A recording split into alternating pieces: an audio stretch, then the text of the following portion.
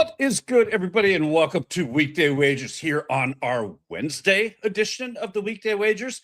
That's right, we're down to 3 days a week now with our live show at 2 o'clock Eastern, Monday, Wednesday, and Friday.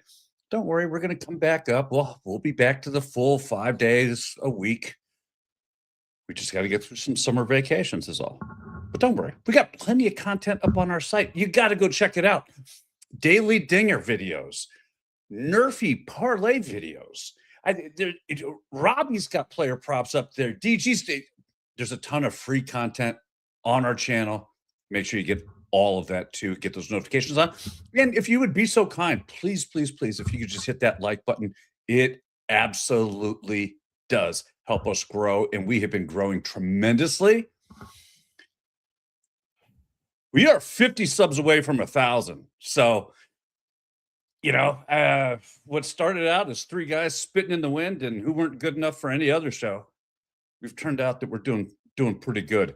And speaking of which, you know that this isn't just a one person. Not when we got Robbie Hockey. Robbie, first of all, we're at 950 subs, man. Congratulations. Doesn't that feel great? It does, and 50 more is going to feel even better, and then we just keep climbing from there. So thank all y'all who's liking, watching, and sharing. Tell your friends, your spouses, your grandparents, if they're still alive, tell them just to come in and hang out. Yeah, absolutely. 100%. You know what? Tell them that they're missing out on the best chat in the business. And finally, Nate says, finally, Weekday Wagers is back. He was starting to get the shakes. That could be a Jameson thing too, though, right? I mean, yeah. I know coming off a good night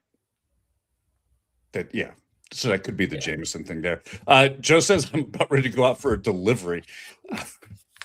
Dude, I'm telling you, with the price of gas nowadays, I'm not delivering anything to anybody.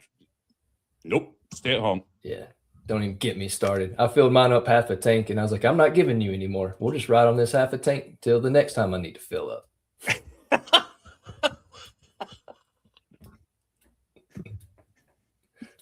That's it. So, you're down to half a tank now.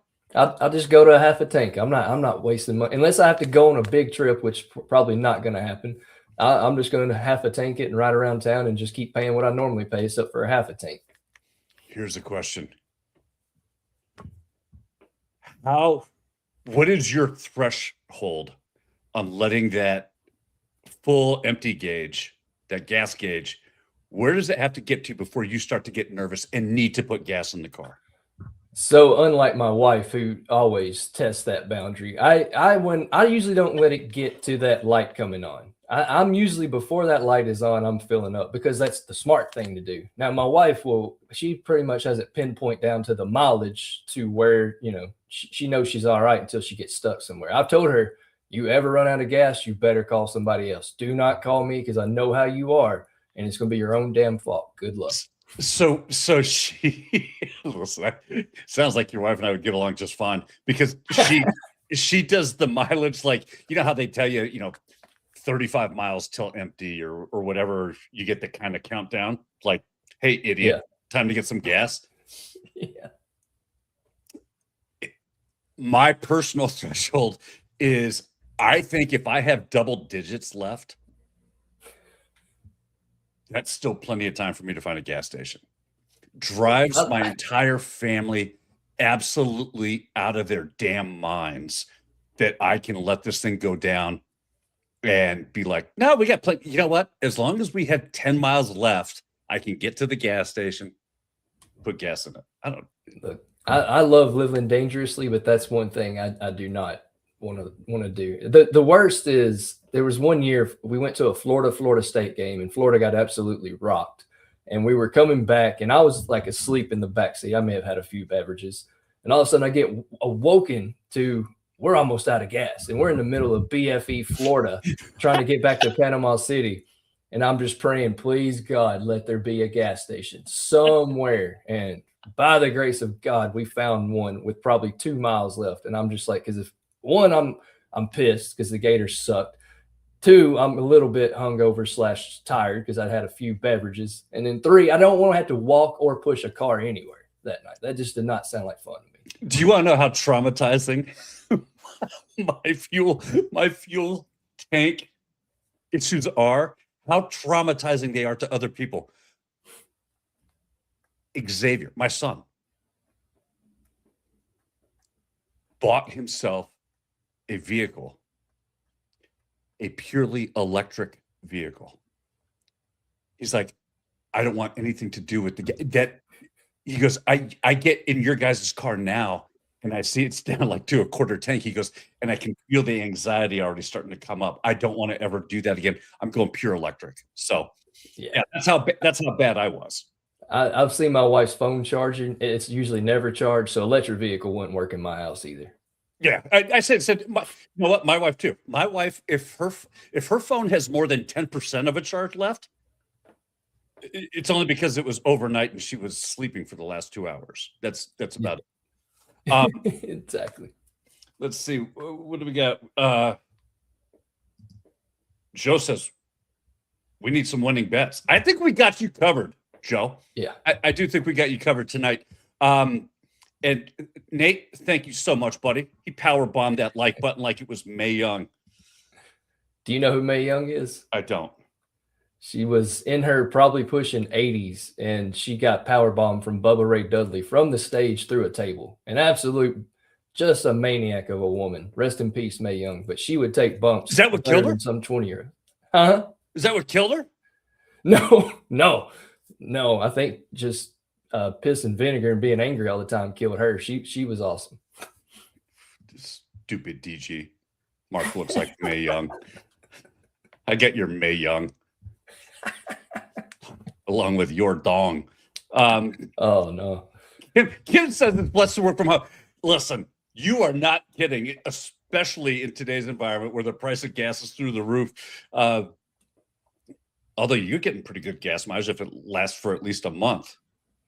And yeah, that's fantastic. Hey, listen, we have got, that was a whole side tangent I wasn't even planning to go down. We've got NHL playoffs. We got NBA playoffs, some MLB taking place.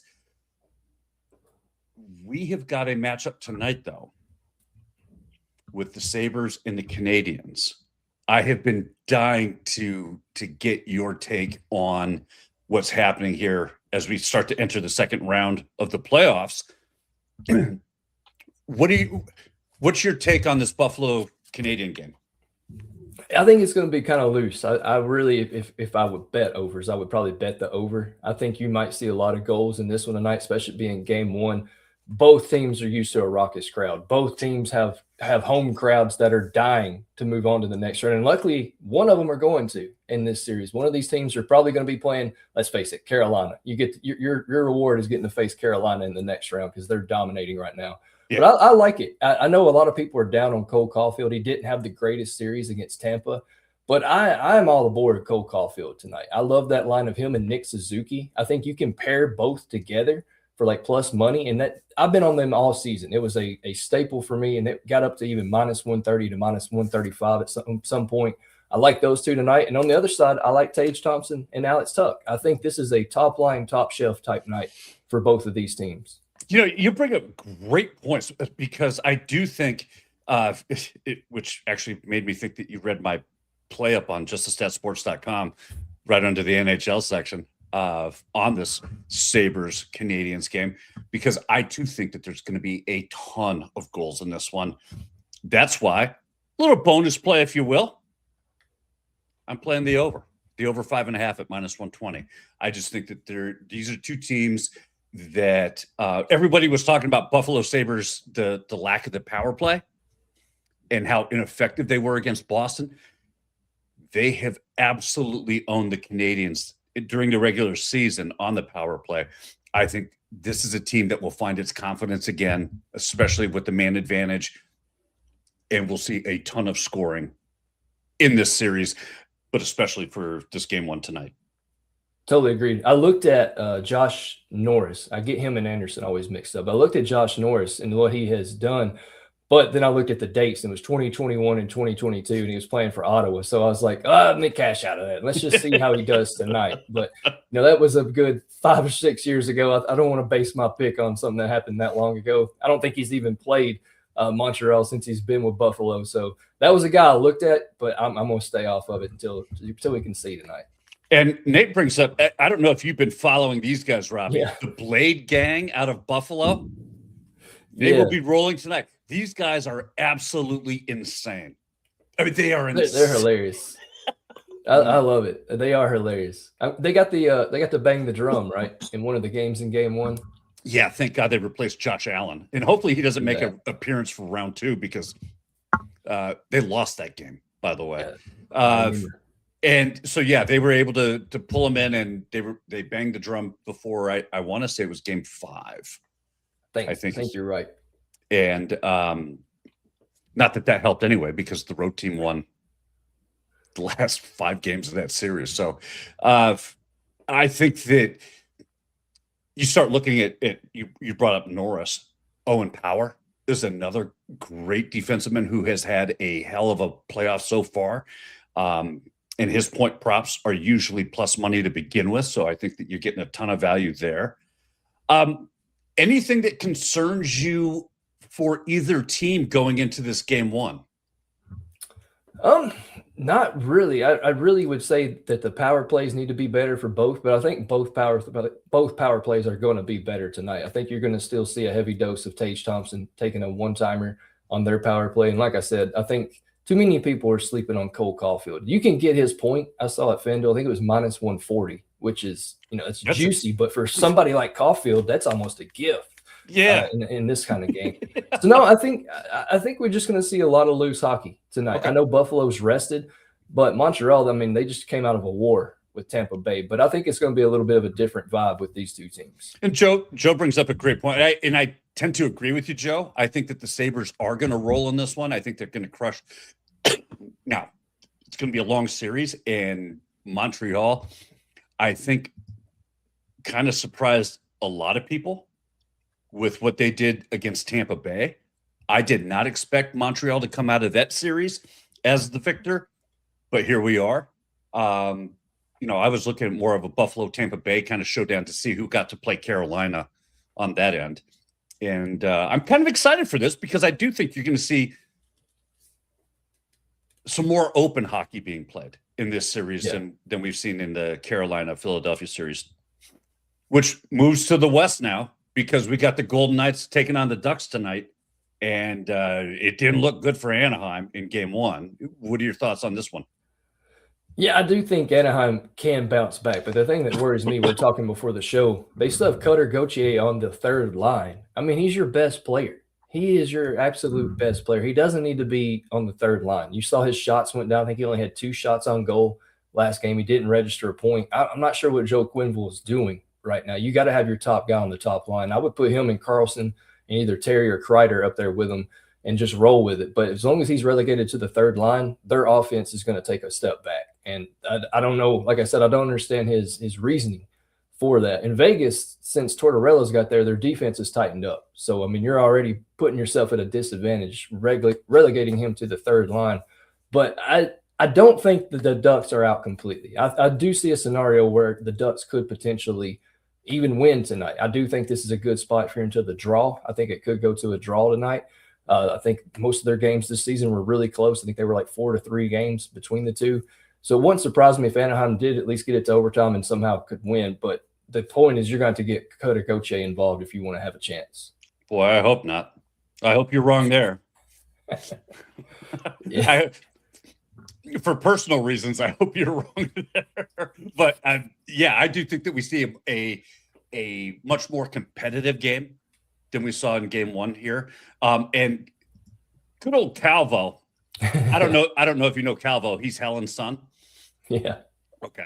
It says this is a bash the wife show. No. First of all, this is a very wife-friendly, a very spouse-friendly show. So you can tell your friends we believe in being spouse-friendly. And no, we're not bashing the wife. But just because my wife always needs to charge her phone, and I'm not bashing, but I will say I do find one thing to be extremely aggravating is when said person is charging her phone and then can't put her phone down to let it charge in the first place, and then wonders why it takes 6 hours for her to get to 20%.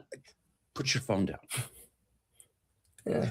Kind of like mine that can't stop looking at hers long enough to see that my middle son has his door open, trying to back out of the garage. So, yeah, Helen Son Cowboy, this is a little bit of a wife bashing because one, she doesn't watch, and two, I spent my entire night last night dicking with a garage door and a car door on a Pathfinder because one, my son can't be patient enough to wait till it's in the garage. And then second, my wife can't be patient enough to, hit the child lock so he can't escape, or I don't know, not be doing this and then look up and see in the rearview mirror. So yeah, it's a little bit of a wife bashing today. Wow. You know what? I needed to get that off my chest. Dude, that's not where I was even going with this at all. And all of a sudden, yeah, Robbie got triggered. Okay, let's get you back to talking about ice, because Nate says the Sabres are bigger and faster than Tampa. The Canadians are going to have their hands full. I agree with you, but I do think that the Canadians play a style of hockey that is so much different than Tampa Bay that favors the way the Sabres play hockey. So I do think we'll see a ton of goals there. Wanted to ask you about this, because that was first of all, do you think that they blew the icing call, or did they get the call right? I think they blew it. In my head, I kind of agree with Nate. I kind of lean towards Anaheim's side on that, but I did have some props still left for Vegas, so I didn't hate it because Ivan Barbashev got a goal not too far after that, so I was fine with the call for betting reasons. But yes, Anaheim did get hosed on that one. Gotcha. And Joe, I will say this, and this is absolutely 100% true. I know that my wife does watch. She watches. And she loves this kind of stuff, especially from Joe, who she met. It's like, oh, he's so nice. I'm like, Joe busts my chops all the time. All right. Mm-hmm. He's a nice guy. Yeah. Yeah. Until he starts talking about, I look like I'm out, running deliveries. Yeah. Oh, and this is why, Joe. No. See, you're not going to earn any extra credit points with us. Any flaws the wives have are a direct result of their husbands, especially these yahoos. Yeah. Joe, I think you just got muted. I think that's what just happened. I'll tell you what doesn't have any flaws. Hey, what's up, everybody? It's your boy Seabass, the only 5-star chef in the game. We all know sports betting is full of bad beats and tough calls, but when it comes to flavor, there's no second guessing. Bassett's Blends is the plus EV lock of every meal. We don't need a stinking model. Crafted with winning spices and bold taste, Bassett's Blends comes in 3 flavors: original, hot, and no salt. That's going to turn chicken, steak, vegetables, any dish into a can't-miss cover every night. With Bassett's Blends, there's no bad beats, no flavor fades, just guaranteed greatness. Check out the link right here where you can pick up your Bassett's Blends for a guaranteed lock every single night. Look, we're going to that Vegas and Anaheim game, and I'm actually going to give you 2 plays in this one, since Lincoln, and another reason I'm pissed off today, was supposed to be on the top power play. And what do I see? Gabriel Landeskog dishing out all of the assists that should have been Arturi Lincoln. And so Colorado, Bednar, do better about your lineups. That pissed me off last night, on top of everything else. But anyway, we're going to go to Vegas. We're going to take Brett Howden for 1+ point at plus 140. Look, the guy's done nothing but score goals. In his last 4 games, he has 5 goals and a goal in every game. You can't stop him. He's on the same line with Mitch Marner and Mark Stone. Mitch Marner is an assist machine, and I just think this line is doing too much damage right now to overlook. And when you're still getting plus 140 for a guy that scored a goal in 4 straight games, you got to take the value. Secondly, I'm going to go to a guy that I've cashed with just about every game that Vegas has played in this series, and that's Ivan Barbashev for a point, and that's at minus 115. He has a point in 9 of his last 10 games, and he came through with a clutch goal for me the other night. So since Arturi Lincoln screwed us last night, along with the Colorado Avalanche, I'm going to give you Ivan Barbashev 1+ point at minus 115, and we're going to go to Brett Howden 1+ point at plus 140. And now I'll leave it to Mark.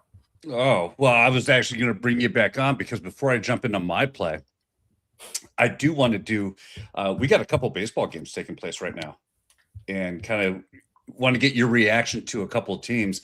First of all, Toronto is down 2-0 in the top of the 6th inning to the Tampa Bay Rays. The Brewers are up 4-0 against the Cardinals. This is the game I'm interested in. It's the bottom of the 1st. Astros are up 1-0 against the Dodgers. I know you're not a big Dodgers guy. Right. Big Ohtani guy, but not a big Dodgers guy. Are you surprised that they're not? DG and I got into this conversation, and I think that DG's point was, look, maybe the expectation level that the Dodgers had on them because of their lineup, because of the way they were buying players and spending money, maybe that was too elevated, and maybe that this is just a team that's kind of starting to find its rhythm, but they haven't been. They've been losing a lot of games. And they have been very quiet for the last couple of weeks. Are you surprised that they're not living up or haven't played up to that potential yet? To the extent that I am, I am stunned and find it just inexcusable that this Dodger team should be playing this average. Not really. Honestly, you're coming off 2 straight World Series championships, and I know the lineup is stout, but this is a team that we talked about it last year. I think it was around the All-Star break where it's like, are they ever going to show up and be the Dodgers that they should be, that they're all getting paid for? And I think it's still in May, and I think that they're just going through the motions right now. They remind me a lot of the Florida Panthers, but without the injuries. Everybody seems to be fine, but they're just kind of going through the motions. Ohtani right now is a pitching machine. He's better at pitching. I wouldn't take any home run props for him right now because he just doesn't seem to have the same mojo for the home runs as he does pitching. It looks like he's really trying to do better on the mound instead of hitting dingers. But I think the Dodgers are going to be fine. I think as you start getting into June and July, you'll start seeing their bats fire up a lot more. But no, I kind of lean with DG. Whenever I was listening to you guys on Monday, I kind of just think they're going through it right now. And you've won 2 straight World Series. It's just one of those deals where I think they're just kind of going through the motions. Okay. All right. Yeah. I just think that, anytime that they want to show up, that'd be great. Yeah. It's great. I mean, the A's are leading their division right now. The Rockies and the White Sox have 2 of the best home run hitters in the league right now. I mean, what world are we in the MLB? But like I said, it's only May. Wait till about the end of May, start getting in that June and July. I think things will start turning the way it normally does. And I do, before I give you my play, because I have an NBA play tonight. So I'm going to the NBA playoffs, but I do want to bring up one. Do you think the Orlando firing of their head coach immediately the day after they lost that series to Detroit, one, was it justified? 2, your reaction to Orlando being not just having done this once, but now having done it twice, be the 8th seed up 3-1 on the number 1 seed to lose the series. Your thoughts? And it's par for the course being an Orlando Magic fan. We can't have nice things. I'd have fired his ass the minute they cut that lead to 10 in that game, and I'd have just told him to take a seat and never come back. I'm fine with them firing him. I know the players, there was already some animosity that some of the players had with him, so I'm not even sure why he was there to begin with. But yeah, good move. And depends on who you get, right? It depends on who's coming in. Billy Donovan is one of my favorite coaches ever. But is he going to be the guy to come in with this team and turn it around? I'm not sure. And the old New York Knicks coach, is it Thibs? Is that what they call him? Thibs? I think he's one of the guys that he'll run Banchero and Wagner to the ground. They're going to put them in the court 40 minutes a night. And I don't think that's what they need either. So it sucks, but they were up 24 points, and I was watching, and it just didn't feel like we were going to win. I don't even know how to explain it to you, Mark. It's just I've seen this team do this dumb crap before. Again, they've done it previously up 3-1 as an 8th seed, and it just didn't feel right. And then all of a sudden I start seeing that lead get cut. They can't hit a shot. They're laying more bricks than a bricklayer. I mean, it was terrible, but it's par for the course. And you know what? It's fine they're out in the first round because let's face it, if they somehow made it to the finals, they wouldn't beat OKC. Because even on a bad night, OKC is still too damn dominant. So let me ask you about that, because my play is actually I've got a play on the San Antonio game against Minnesota. Minnesota shocked the world in game 1 with Anthony Townsend coming back. Wasn't even expected to be playing in game one. All of a sudden comes off the bench and has a hell of a night.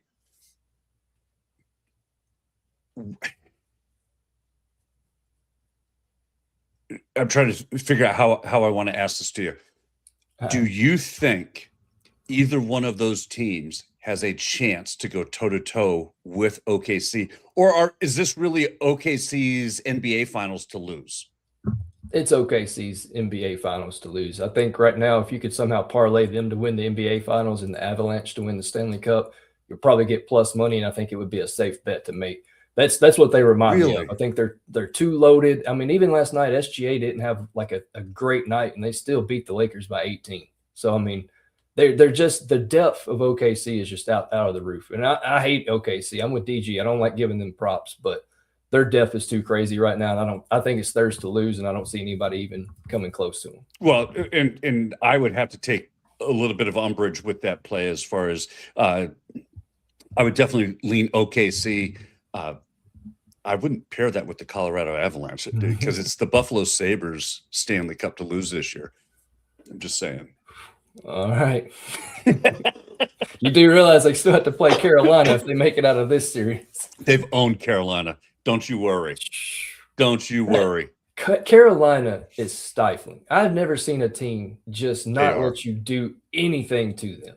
I mean, Philly looked better. And even in overtime, I thought Philly may do this because they had a lot more offensive zone time. But damn, dude, they just shut people out and shut them down.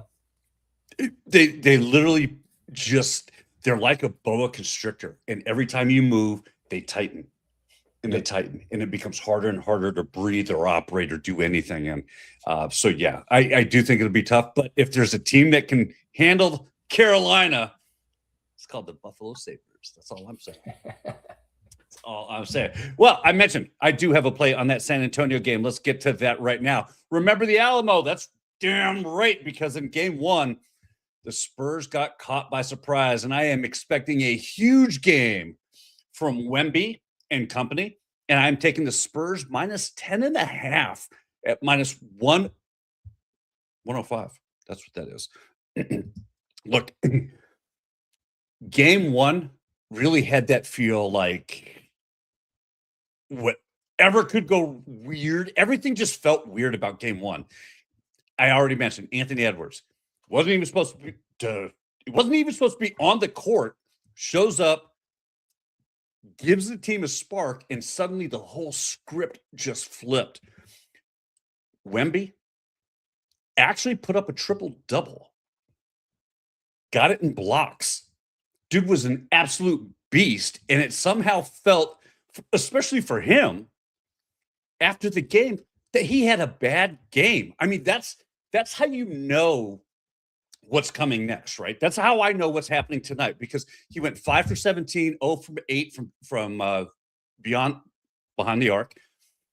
I don't see that as repeating. Not in this spot, not with that kind of a player, and definitely not after what he just owned it publicly at the press conference.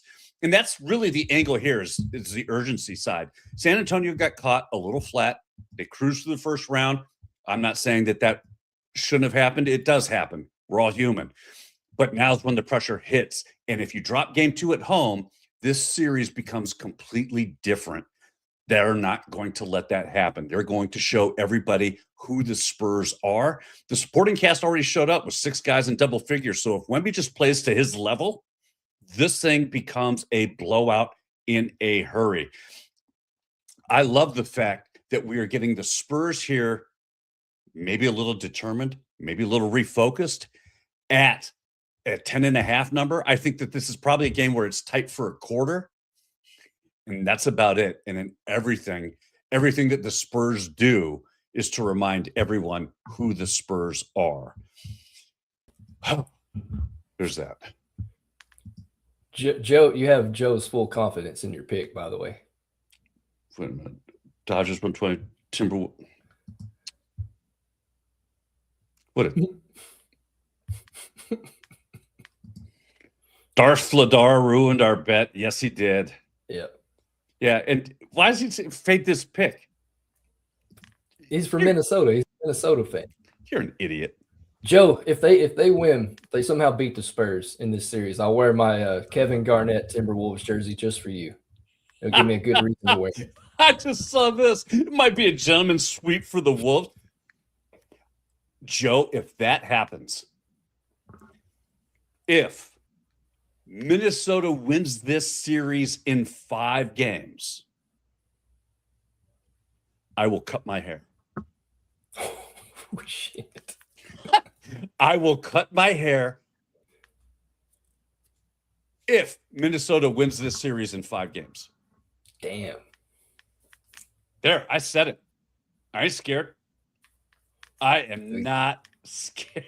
Are we gonna get Uh-oh. your saintly wife? Can she come on here to cut the ponytail off live on the air? Yeah. Oh, 100%. All right.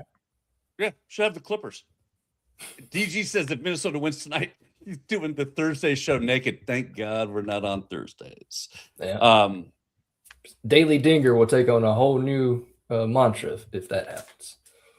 And yeah, Scotty. Yeah, I'll take it all the way down with Clippers. Dude, it'll be all the way down buzzed. So I'll go from all this to nothing.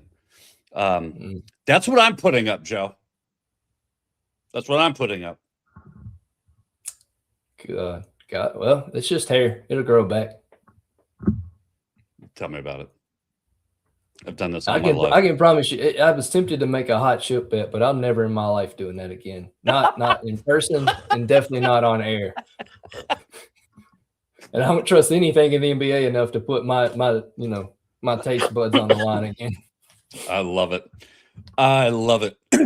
So, just for the record and to be absolutely clear, Minnesota has to win in 5 games. And if they do, my hair's gone.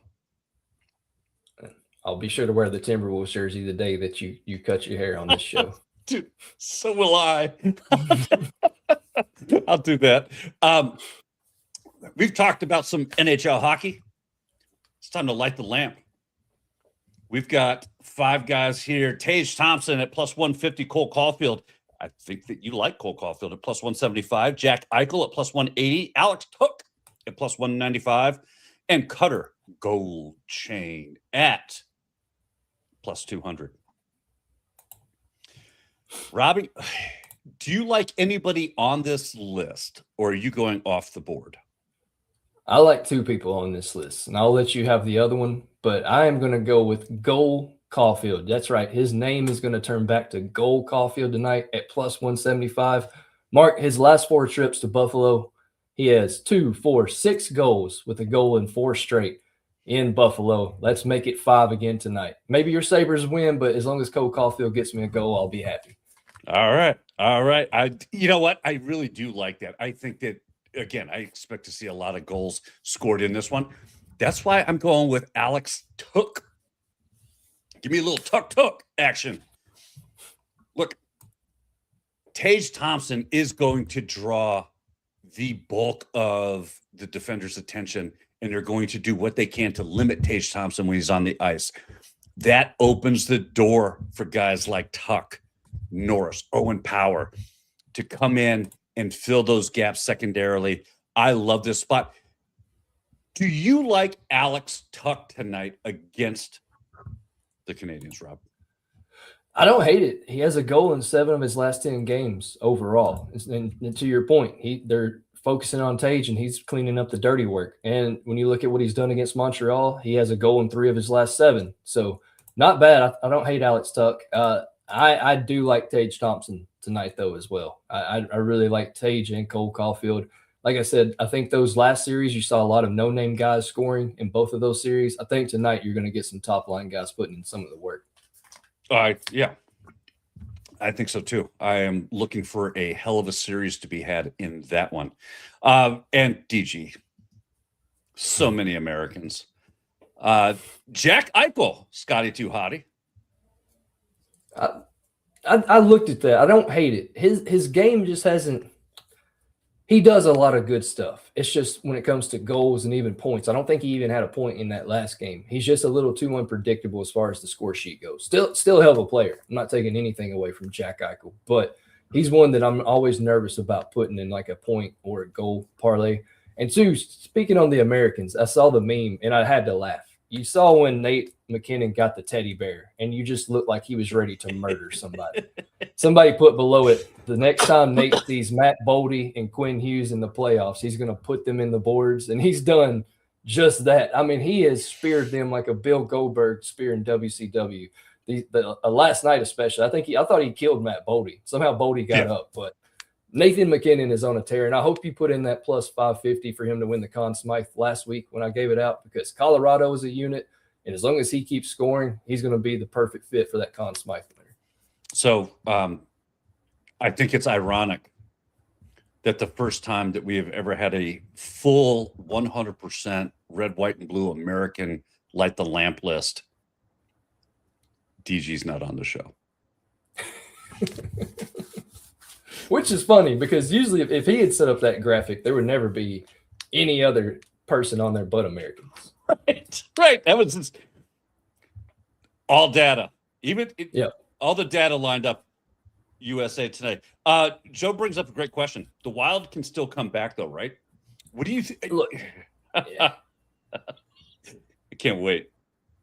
Look, they are a hell of a team, but they're bitten by the injury bug right now. Joel Eriksson-Ek, they are 1-8 in the playoffs without Joel Eriksson-Ek. I mean, he's great on offense and he's great on the penalty kill. Missing him is huge. They're down Jonas Brodin, who is a block shot machine. They should put that on a shirt, by the way. But he's out. And then last night, I'm missing the guy's name, but they lost another key piece even in last night's game. Matt Boldy, like I said, he came up, he finished, but I know he's feeling it too. I just think the depth of Colorado is too much. I wouldn't say that they're going to sweep Minnesota. I could easily see Minnesota squeaking one out in Minnesota, especially with Colorado on such a high right now after these last two games. But yeah, I don't see a chance of them coming back to beat them, mainly because of the injuries. If they were at full strength, I'd say it's still anybody's series, but I think the injuries are too much for Minnesota. Yeah, because Jesper Wallstedt has been pretty solid for them in goal along with Gustafsson, and has kept them in games. To your Except point, this series, they've tried both so far and it hasn't worked. Yeah, to your point, I think that I think that that's so much a result of who's in front of them than it is the goal. Look, even the best goalies are going to get peppered, and if you don't have a defense out there in front of them, the best goalies in the world, you're going to score against simply because they can't keep up. So I do think that it is so much of the depth of Colorado that is alarming. I mean, those guys do not get weaker at any point. There's no timeout. No. And you got hungry guys. Like Gabriel Landeskog missed a ton of time due to his injury. And I gave him hell earlier. It's not his fault he did so well. But he's on a tear. He wants to win another Stanley Cup. And if you haven't basically focused on his journey, he had a pretty bad leg injury that's kept him out of a lot of games. So it is actually good seeing a guy like that who worked his ass off to get back to it, playing so well on a team that really has a shot at Stanley Cup. So I do like that for Gabriel Landeskog. But if you're going to tell me Lincoln's on the top power play, you should keep him on the top power play, especially when I have a plus 120 ticket on it. Still a little salty. I got you. Oh, yeah, it's going to be into June and July in the MLB, and I'm still going to come back to that at some point. Listen, this is going to make you feel better, Rob, all right? We're going to a little dose of Robbie happiness right now. This is from Copan82. Apparently, we won him some money last week, and he just wanted to say thank you. So, first of all, Copan, thank you for joining us, because just recently started seeing your name in the chat. So, first of all, again, thank you so much for following us and for supporting this channel. If you didn't already catch the bets, we got 2 winners for tonight as well. And there's a bonus play in the earlier part of the show too. So you're going to want to go back and make sure you did not miss that. Couple of them. Yeah. And honestly, man, I like seeing stuff like that. Trust me, I love growing my bankroll and seeing more cash because God knows I need it with the people I live with. But seeing people actually tail us and win, that's a hell of a feeling. Like I would much rather. That's what I mean. Honestly, I get more pissed that I give out a play that didn't hit more than anything. So good. I'm happy to hear that. 100%. So Nate says, as much as he does not like the Avs, it's hard to hate Wedgewell, such a great dude. He still does Stars podcast. That's interesting. Scott Wedgwood?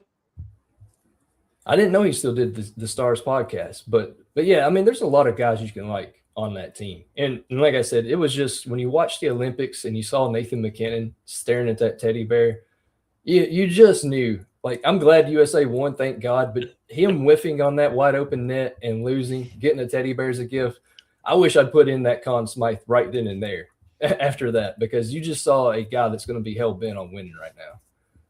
I agree. So let's see. What do we got? I do have a question for you. It is Survivor Wednesday. We're whittling down.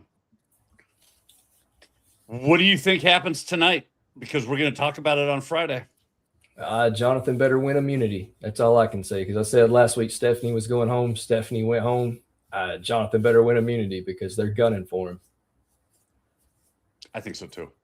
Yeah. I think what they'll do, I think that they will do what they can to make sure he doesn't earn that immunity. And then you can play it that way. Joe says, if it's only going to be 3 days a week, why the hell can't we get all three of us on for the 3 days? I don't know. Look, man, I'm down. I'm down to be on there whenever. So it's fine with me. As long as work isn't involved, just call me up. I'll come out of the bullpen and do some Mondays with you. All right. Yeah. All right. See, we are very amiable. Yeah. Workable. Open to suggestions. We take it in. You know what? We do have a staff meeting later on this week, and so we will definitely bring it up there. Scotty says, Suri getting voted off. Nope. I'm going to tell you right now, not going to happen. God, I wish. Don't get your hopes up. It's not going to happen. All this Suri hate, I think she's actually going to win. Same, and I hate it. I need to go put a bet on Kalshi right now that she wins, because at least then if she wins, I can win some money. I'm glad you mentioned that. I need to go to Kalshi today and put a nice chunk on her to win. Yeah. Yeah, 100%. I think you can. Yeah. At least if she's going to win money for doing absolutely nothing, I can win money for doing absolutely nothing other than pushing some buttons. And is there going to, Kim brings up a great point on a couple different levels here for me. Is there an over-under on the Billie Eilish idol mentions? Oh, she sent me something very interesting, that Billie Eilish does not give a crap that she has an idol out there. She very much doesn't care about it. So at least with Mr. Beast, he was into it and actually came to the island. And, I'll give him that. Same with chicken fried guy. I can't think of his name. Zach Brown. At least he came out and did something. I'm over all that too with Billie Eilish. So yeah, they're probably going to mention a bunch tonight after all of that came out today with her not caring. I did find it odd that they make this big deal about a Billie Eilish idol. And Billie Eilish has nothing to do with the show since, or ever, really. Yeah. Check your Instagram, Mark, is what Kim says. Okay. Yeah, that's where she sent it to me too. Was all right. All right, I will do that. And I do want to say, Joe, again, if it's going to be 3 days a week, can we get all three of you in 3 days? I don't want to say that here at the Weekday Wagers, the staff behind the scenes, the technicians, the guys who help all of this come together, I don't want to say that they can work at the speed of light, but you're welcome, Joe. You are welcome. You get all three of us here on a wet midweek, and it's the boys are back in town. This kind of feels good. Well, I heard Joe running his mouth, and I figured, you know what? I got a few minutes of my day that I could lend his way, so why not hop on here, talk some hockey? Is that what we're doing, right? I'm kidding. Listen, your Ducks are playing. The Quack Attack is back, Jack. we're getting this thing going. We'll be fine tonight. We'll win. We gave the first game to the people, but as you know, us Americans, Mr. Cutter Goldchain will score the first goal. He'll end up having a hat trick tonight. I'll even throw my hat, see if I can get it there. They better put him on the top line again. Dude, how funny would that be? DG's watching the game. Guy scores a hat trick. He throws his hat at the TV. Please Photoshop that. You're good with editing. Please have a video of you throwing the duck head and it landing somewhere on the ice in Vegas tonight. That would Oh be my God, that is so funny. Copan82 brings up a great question since we're just a couple guys chatting hockey. Montreal Buffalo. Montreal paying too good to not bet them, in his opinion, for how good they have been. Robbie, your thoughts on this Canadian team going against the Sabres? Well, Sabres proved last series that home ice doesn't matter to them. They won all their games on the road, except for the first one. I think they grabbed the first one at home. So that's not a bad bet to make. And Montreal, they battle tested. But like I said, I think Cole Caulfield, the real American, comes through tonight for Montreal, and they might actually win this one. You think they're going to win it? I wouldn't put it past them to win game one tonight. And then I think Buffalo ties it. And I think we head into Montreal in a 1-1 series. Okay. Whatever he said. But now listen, man, I'm not the money line guy. That's more Mark's field. This is how I'm feeling. This is a gut feeling on it. Wow.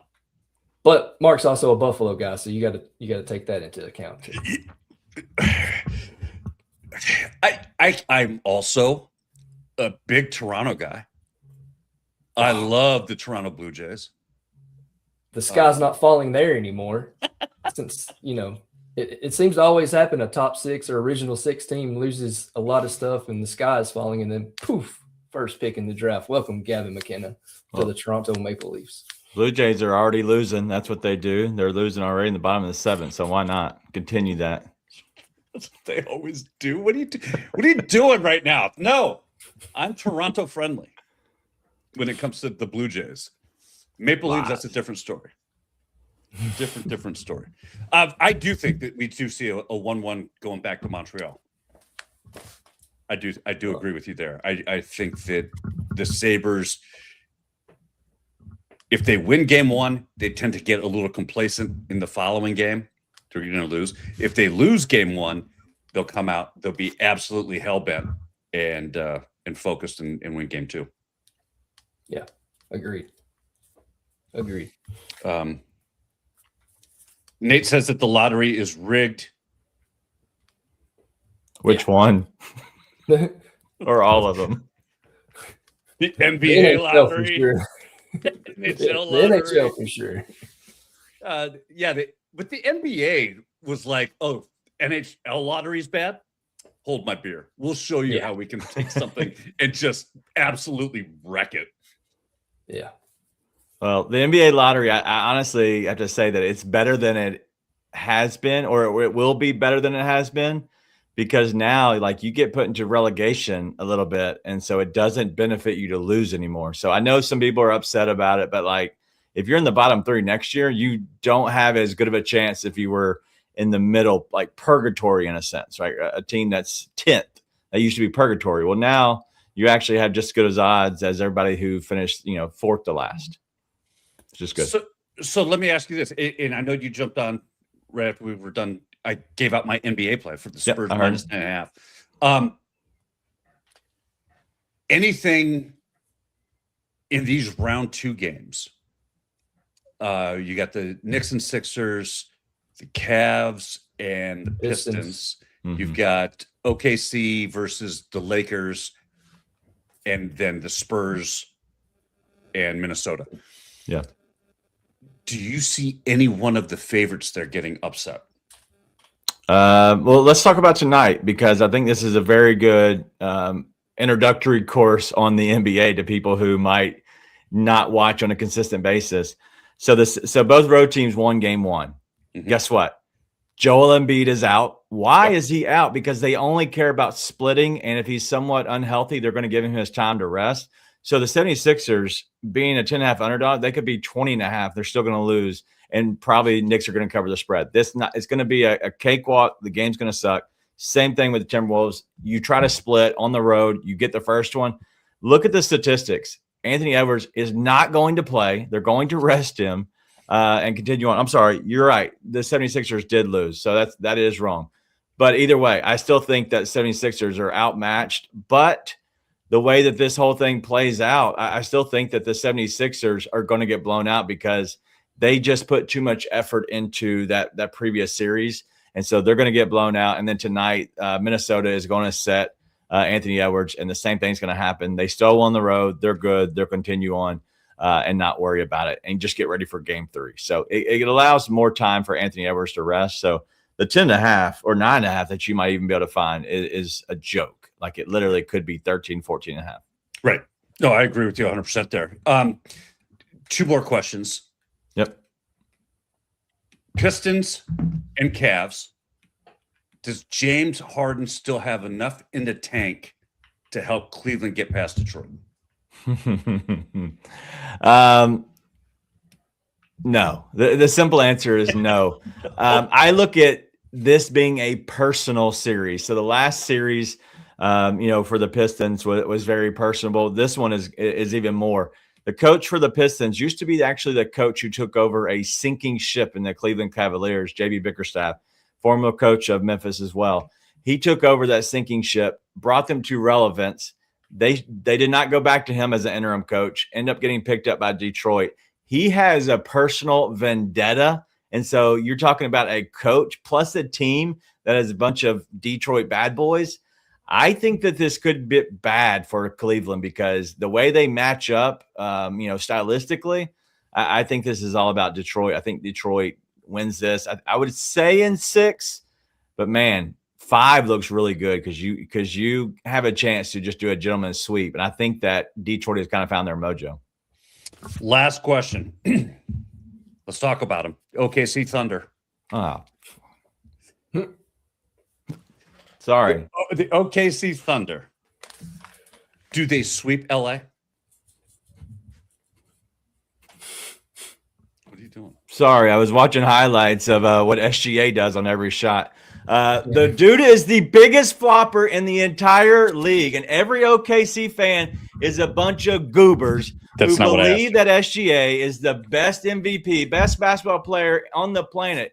Guess what? The dude sucks. The dude absolutely flops on every single play. If you breathe on him, he flops over and just throws it at the rim, and the referees give him a better whistle than Draymond Green. Draymond Green is the worst basketball player in the NBA, yet he is riding the coattails of Steph Curry. Austin Rivers has already put him in his place, and he's still whining. Yet I would say that the worst player that has a better whistle is SGA. SGA was shipped out of the Clippers for a reason. He found a whistle. It's a friendly whistle, very friendly whistle. And now he's all of a sudden good with his jump shot from 2. Like, that's all he does. He flops on every single play. I hope they lose, and I hope the thunderstruck comes down on that building somehow, some way, and they just take all of Michael's secret sauce, and it somehow poisons them. So you're saying that they sweep the Lakers? The Lakers suck. So, yes, I'll sweep them. All right. Yeah. Is LeBron done after this? Nah. He's too prideful. He wants his retirement tour. Yeah. Yeah, we got more stats for him to pad. That's all that it is. Hold on, because there's a great debate that he is the one who, while kind of deflecting it and saying, no, that's not the same, I don't want to be compared, but he's the one who's generating this whole conversation about who's the GOAT, him or Michael Jordan. Yeah, he's generating the conversation. That sounds about right. If he, without Luka, because Luka's out, without Luka, if they are somehow able to get past OKC, does this elevate him to that level of being the GOAT over MJ? He would have to go over OKC. He would have to then go over potentially the Spurs or T-Wolves if they were to somehow win that series. In my opinion, if they do win, it better be in 5.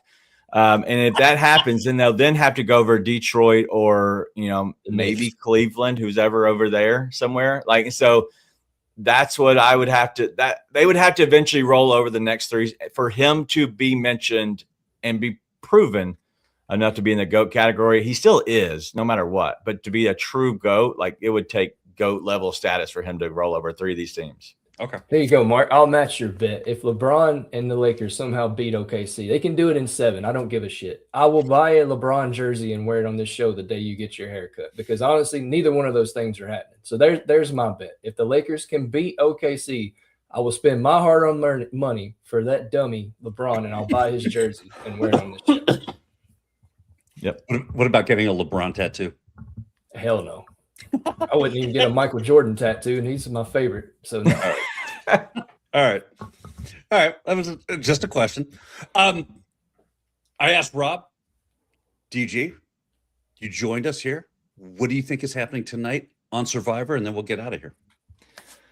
I think it goes back and forth. So who went home last week? It was Stephanie. So it was Christian, right? Mm-hmm. Then Stephanie. So now we need a nerd. So it was a nerd, jock, nerd. So now we need nerd. So I think Emily goes home.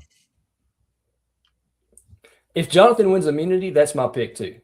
But Jonathan has to win immunity. I think if Jonathan doesn't win immunity, it's going to be Jonathan. But I think they're tired of her flipping all the time. Yeah. So that would be my next pick.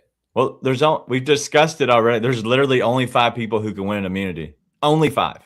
And after that, who goes home? Siri doesn't. Siri, no.